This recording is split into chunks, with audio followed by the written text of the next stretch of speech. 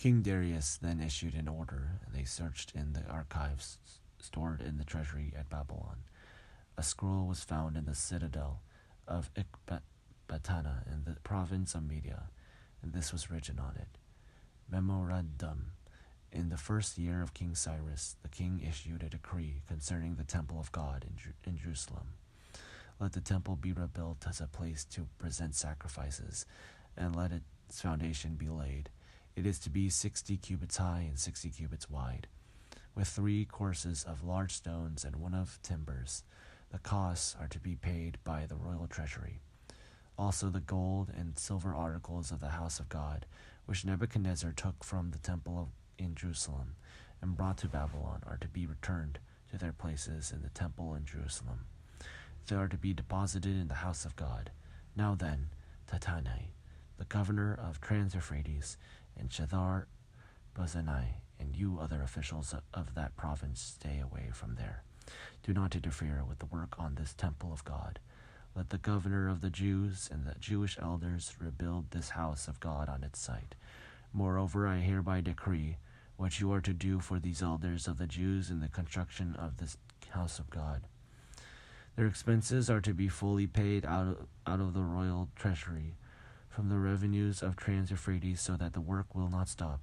Whatever is needed, young bulls, rams, male lambs for burnt offerings to the God of heaven, and wheat, salt, wine, and olive oil, as requested by the priest in Jerusalem, must be given them daily without fail, so that they may offer sacrifices pleasing to the God of heaven, and pray for the well-being of the king and his sons. Furthermore, I decree that if anyone defies this edict, a beam is to be pulled from their house, and they are to be impaled on it. And for this crime their house is to be made a pile of rubble. May God, who has caused his name to dwell there, overthrow any king or people who lifts a hand to change this decree, or to destroy this temple in Jerusalem. I, Darius, have decreed it. Let it be carried out with diligence. Then, because of the decree King Darius had sent, Tattenai, governor of Trans-Euphrates, and Shethar-Bozenai, and their associates carried it out with diligence. So the elders of the Jews continued to build and prosper under the preaching of Haggai, the prophet of Zechariah, and the descendant of Iddo.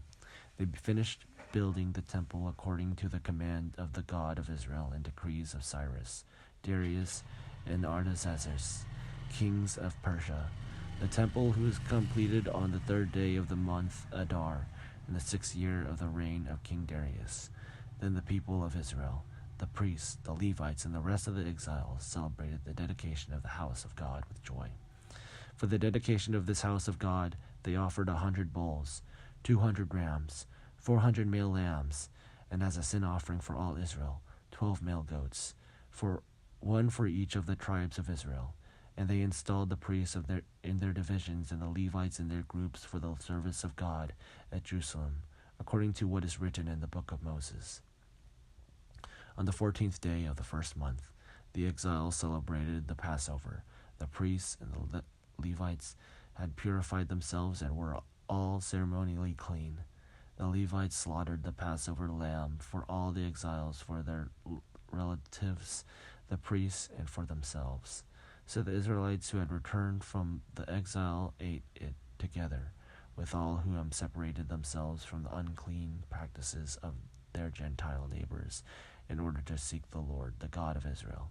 For 7 days they celebrated with joy the festival of unleavened bread, because the Lord had filled them with joy by changing the attitude of the king of Syria, so that he assisted them in the work on the house of God, the God of Israel.